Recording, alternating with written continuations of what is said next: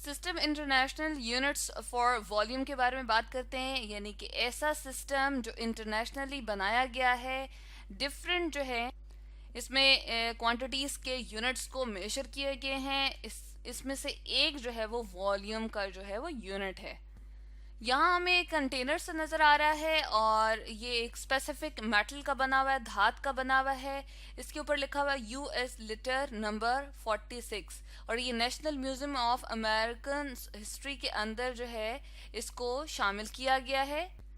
इसके अंदर किसी खास लिक्विड को डाल के जब मेजर किया गया है तो एक स्टैंडर्ड बना दिया गया है, जिसके साथ हम कहते हैं कि वॉल्यूम को 1 लीटर तक मेजर किया जाता है इसके अंदर। यानी कि किसी भी लिक्विड को अगर इसके अंदर डालेंगे तो उसका वॉल्यूम कितना होगा, वो 1 लीटर के बराबर होगा। और अगर यूनिट्स की बात की जाए सिस्टम इंटरनेशनल के अंदर, तो 1 लीटर जो हमारे पास मौजूद होता है वो इक्वल है 1 क्यूबिक मीटर के, सॉरी 1 क्यूबिक डेसीमीटर के इक्वल है। तो इसको हम लिखते हैं 1 क्यूबिक डेसीमीटर के बराबर होता है 1 लीटर। 1 क्यूबिक डेसीमीटर के बराबर होता है। तो इसको हम इस तरह से भी लिख सकते हैं 1 L, यानी कि L जो है वो लीटर के लिए इस्तेमाल हो रहा है और डेसीमीटर क्यूब के लिए DM क्यूब लिखा जाता है। तो जिस तरह से हम बॉटल्स वगैरह सॉफ्ट ड्रिंक्स की लेते हैं या कोई जूस वगैरह लेते हैं तो उसके ऊपर अक्सर छोटा सा बॉटम में लिखा होता है 1 लीटर। तो इसका मतलब है वो कितने के बराबर है, 1 डेसीमीटर क्यूब के। तो ये यूनिट है किसके लिए, वॉल्यूम के लिए। क्योंकि वॉल्यूम को हम लेते हैं, वॉल्यूम का फॉर्मूला जो हम इस्तेमाल करते हैं वो है volume is equals to length into width into height. तो ये तीन हमारे पास जो है यूनिट मल्टीप्लाई हो रहे हैं। अगर हम सिंपल चलें, इसको भी 1 डेसीमीटर लेते हैं, इसको भी 1 डेसीमीटर लेते हैं, इसको भी 1 डेसीमीटर लेते हैं, तो ये तीनों डेसीमीटर जो है मल्टीप्लाई हो रहे हैं यहाँ पर। और डेसीमीटर भी चले यहाँ पर बताते चलते हैं कि 1 मीटर के जब 10 हिस्से किए जाते हैं, 1 2 3 4, जैसे सपोज करके हमने यहाँ पर किए कि 1 2 3 4 5 6 7 8 9 10 हिस्से कर दिए 1 मीटर के। तो उसमें से एक जो छोटा वाला हिस्सा है वो क्या है, वो डेसीमीटर के बराबर है। तो हमने क्या ली है जी, लेंथ भी डेसीमीटर ली है, विड्थ भी डेसीमीटर ले ली और हाइट भी डेसीमीटर ले ली। तो ये बराबर आ जाएगा किसके, 1 डेसीमीटर क्यूब के, और ये बराबर होता है 1 लीटर के। तो ये यूनिट हुआ वॉल्यूम का। इसके अलावा अगर हम सेंटीमीटर में ये सारे मेजरमेंट्स लेते हैं तो ये क्या बन जाएगा, cm क्यूब, और ये भी वॉल्यूम का एक यूनिट है। इसके अलावा अगर हम इन तीनों को मीटर में ले लें तो ये क्या बन जाएगा, मीटर क्यूब। मीटर क्यूब भी क्या है, ये वॉल्यूम का एक यूनिट है। बहुत सारे जूस के जो पैक्स होते हैं उसके ऊपर हमें ml लिखा हुआ नजर आता है। तो सेंटीमीटर क्यूब और ml जो है उनका हम कहते हैं कि आपस में एक जैसा हिसाब होता है। यानी कि अगर किसी पैक पे 250 ml लिखा हुआ नजर आता है तो इसका मतलब है वो बराबर है 250 cm क्यूब के। तो ये दोनों वॉल्यूम के जो यूनिट हैं ये इक्वल हैं। अब कुछ हम प्रॉपर सॉलिड शेप्स देख लेते हैं कि सॉलिड अगर हमारे पास क्यूब शेप में हो तो इसके वॉल्यूम को हम क्या कहते हैं कि ये तीनों जो हमें मेजरमेंट्स नजर आ रही हैं, यहाँ पर A लिखा हुआ है, यहाँ पर भी इस वाली लेंथ को हमने A लिखा हुआ है और ये भी लेंथ जो है इसको हमने A लिखा हुआ है। तो हाइट, विड्थ और लेंथ को हम क्या करते हैं, जब मल्टीप्लाई करते हैं एक दूसरे के साथ तो ये क्या हो जाएगा, वॉल्यूम बन जाएगा जी। तो फॉर्मूला लिखा हुआ है यहाँ पर V is equals to A cube, और वो किस तरह से आया है, लेंथ को रिप्रेजेंट कर रही हूँ यहाँ पर स्मॉल l से, विड्थ को रिप्रेजेंट कर रही हूँ स्मॉल w से, और जो इसकी हाइट है उसको रिप्रेजेंट करते हैं स्मॉल h से। और ये इन तीनों की वैल्यू हमें नजर आ रही है, A लिखा हुआ है और फिर मल्टीप्लाई हो रहा है ये A के साथ, अगेन ये मल्टीप्लाई हो रहा है A के साथ। तो ये क्या बन जाएगा, A क्यूब। A और A जब आपस में मल्टीप्लाई हो रहे हैं तो वॉल्यूम इसका प्रॉपर क्यूब का क्या होगा, A क्यूब।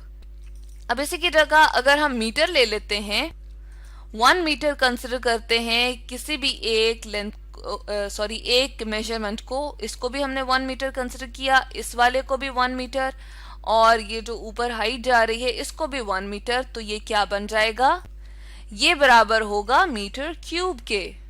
तो वॉल्यूम क्या आ गया हमारे पास, मीटर क्यूब के बराबर हो गया या क्यूबिक मीटर के बराबर हो गया। अब अगर हम ऐसा कोई सॉलिड लेते हैं जो रेक्टेंगुलर शेप का है, तो इसमें ए, बी और सी मेजरमेंट्स नजर आ रही हैं, तो वॉल्यूम किस किस के बराबर हो जाएगा, वॉल्यूम इन तीनों चीजों का प्रोडक्ट आएगा, यानी कि ए को मल्टीप्लाई करेंगे बी के साथ और बी को मल्टीप्लाई करेंगे सी के साथ।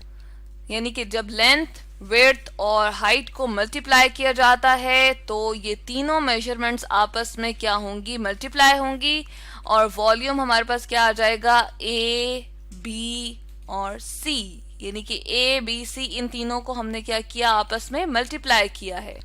सपोज करते हैं कि बी जो है वो हमारे पास 3 मीटर के बराबर है, ए जो है वो 1 मीटर के बराबर है, और जो सी है वो 2 मीटर के बराबर है। तो इसके अकॉर्डिंग अगर हम इन कैलकुलेशंस को करें तो क्या होगा, ए को बी से मल्टीप्लाई करना है, यानी कि 2 मीटर इंटू हमारे पास बी क्या है, 3 मीटर के बराबर है, और ए को हम देख रहे हैं 1 मीटर के बराबर है। जब ये तीनों आपस में मल्टीप्लाई होंगे तो 3 2s are 6, 6 1s are 6 metre cube इसका वॉल्यूम आ जाएगा। हम एक प्रॉपर स्फीयर की बात करते हैं जो सॉलिड होता है, तो प्रॉपर सॉलिड की एक शेप है। अब इस स्फीयर के अंदर हम कहते हैं कि रेडियस मालूम किया हुआ, यानी कि ये सेंट्रल पोजीशन है इसकी, इस स्फीयर की ये मरकज है, और मरकज से इस बाउंड्री तक का जो हम कहते हैं फासला होता है उसको रेडियस कहते हैं। तो यहाँ पर इसके वॉल्यूम को मेजर करने के लिए एक फॉर्मूला दिया हुआ है। वॉल्यूम जब स्फीयर का जो प्रॉपर एक सॉलिड है उसका मालूम करना हो तो जो फॉर्मूला यूज किया जाता है वो है जी 4/3 पाई आर क्यूब। पाई हमारे पास एक स्पेसिफिक मैथमेटिक्स में वैल्यू होती है जिसको 3.14 भी पुट कर सकते हैं यहाँ पर। तो ये फॉर्मूला है जब स्फीयर का वॉल्यूम हमने मालूम करना हो। लेट सपोज ये रेडियस या ये जो हमें स्मॉल आर गिवन है इसकी वैल्यू अगर हम पुट कर देते हैं 2 मीटर, तो इसको कैलकुलेट करके हम देख लेते हैं।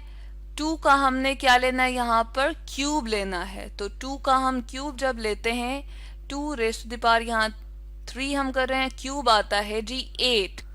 तो यहाँ हमने इसको इस तरह से भी लिख दिया है कि 2 का क्यूब लिया, पाई की जगह उसकी वैल्यू पुट की है 3.14 और 4/3 को एज इट इज लिखा है।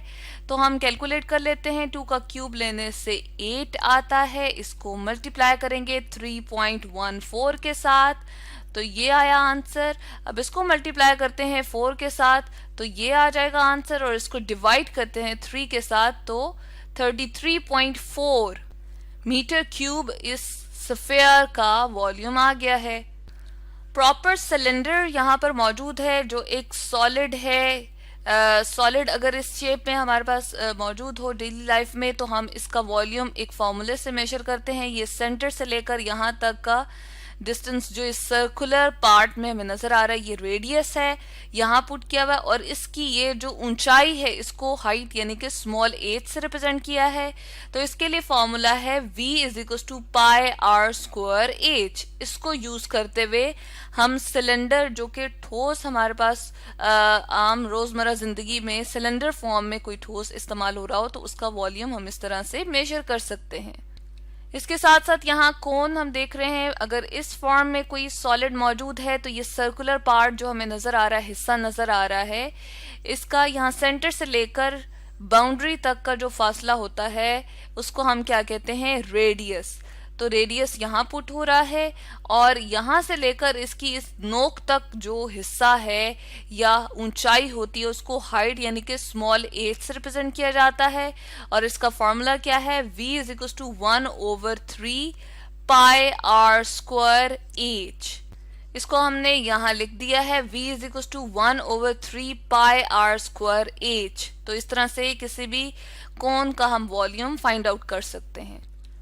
तो आज हमने स्टडी किया system international units for volume के बारे में।